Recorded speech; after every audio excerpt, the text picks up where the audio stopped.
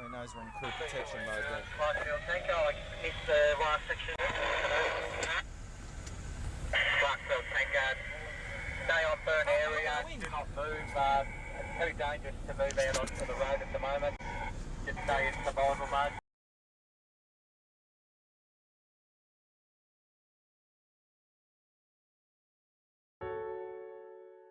The day itself was a very, very hard day. It was physically hard, it was emotionally hard. Really, really catastrophic, just like they predicted. It is one of the most horrific disasters that's ever occurred in Australia. The 7th of February was a much worse day than any other day in that period, that 4.5 week period. I mean, number one, obviously because 170 odd people died on that day, but also we knew in advance that it was going to be a very bad day.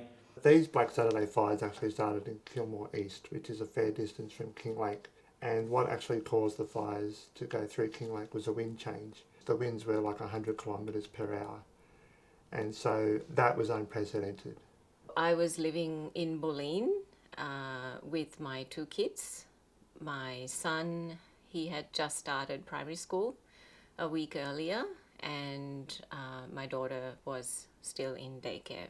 I was living in Kinglake at the time, and my house was destroyed as part of the bushfires. Matt and I, we did talk about what precautions we should take, and we never really expected it to be that bad. The sky went orange. The sun sort of went orange and the sky went sort of orange, and over the day it just got hotter and hotter. And then there started to be a strong smell of smoke.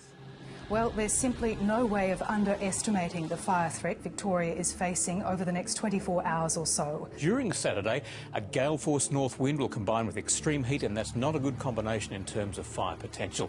I was in St Andrews, I was not in Kinglake.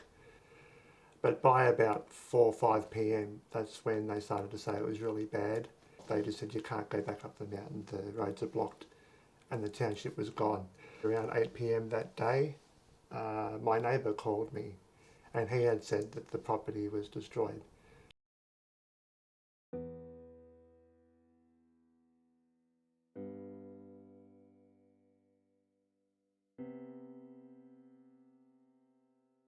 Oh God!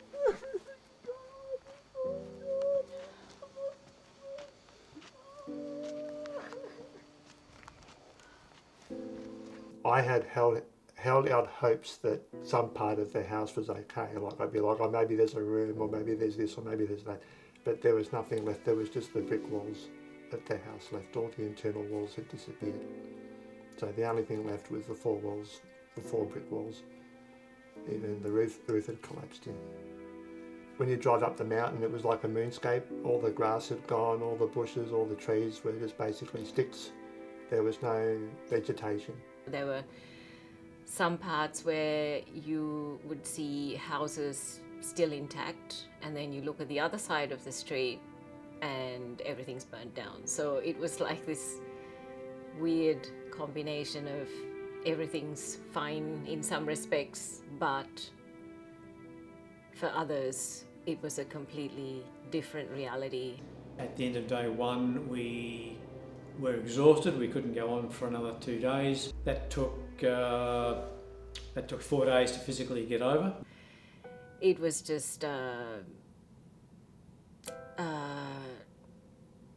extremely sad in so many ways, because it's not just a house burning down, it's all those memories, you know, not just the memories that Matt and I had in that home, but also the memories of all the things that he had in the home from his childhood. I had a lot of my grandmother's things, and I had a lot of my father's things as well. Dad's coins!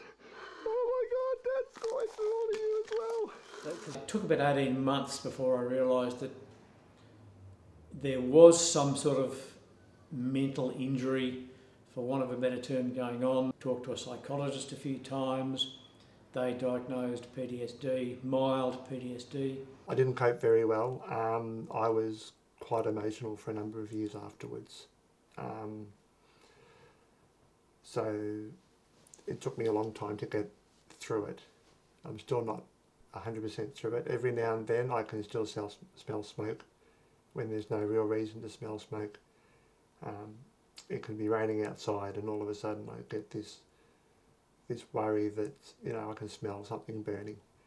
And that's a lingering effect of what I experienced as I was going through the property back then.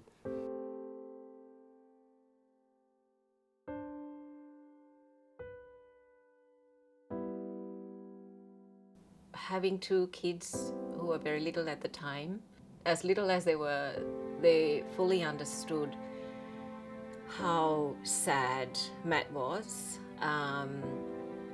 and that we were going through a very difficult time. When the insurance money came through, it allowed us to have a deposit to buy another home together. The takeaway message for that I tell everybody even now is to make sure that your house is insured and make sure that your contents is insured. I think that my view on life is certainly different. So I feel like that I'm always feeling like I need to be grateful for what I have. Really all that matters is people and relationships. Everything else can come and go. Ultimately, it's the memories that you carry with you and the people in your life. They say time heals all wounds, but it doesn't quite. But the memory gets a bit dimmer over the years. But a lot of good things have happened in the time since Black Saturday that allow me to move on. So I'm very grateful for that.